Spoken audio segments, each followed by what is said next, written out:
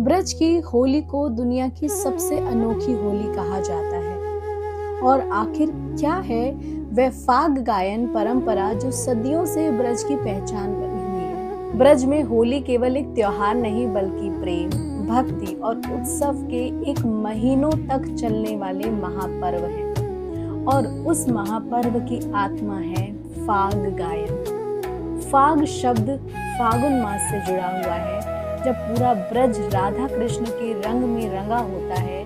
उस समय मंदिर, आश्रम, चौपाल और गलियों में विशेष पद और भजन गाए जाते हैं, जिन्हें फाग कहा जाता है। इन गीतों में केवल रंगों का वर्णन नहीं, बल्कि राधा रानी और श्री कृष्ण की होली लीलाओं का जीवंत चित्रण होता है। कहीं सखियां कान्हा को रंगों से भिगो रही हैं, तो कहीं श्याम सुंदर अपनी पिचकारी से बरसाने की गलियों को रंग रहे हैं। इन पदों को सुनते सुनते ऐसा लगता है जैसे हम स्वयं इस दिव्य लीला का साक्षी बन रहे हैं। फाग गायन की परंपरा ब्रज के महान संतों और कवियों ने समृद्ध की है।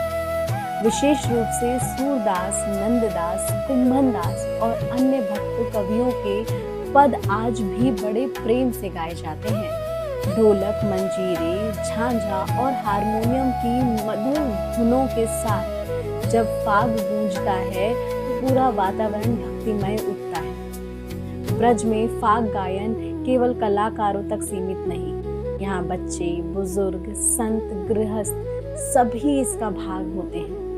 यही कारण है कि यह परंपरा आज भी उतनी ही जीवंत है जितनी सदियों पहले हुआ करती थी। कहा जाता है कि फाग सुनना केवल संगीत का आनंद नहीं, बल्कि राधा कृष्ण की होली लीला का रसास्वादन करना भी है।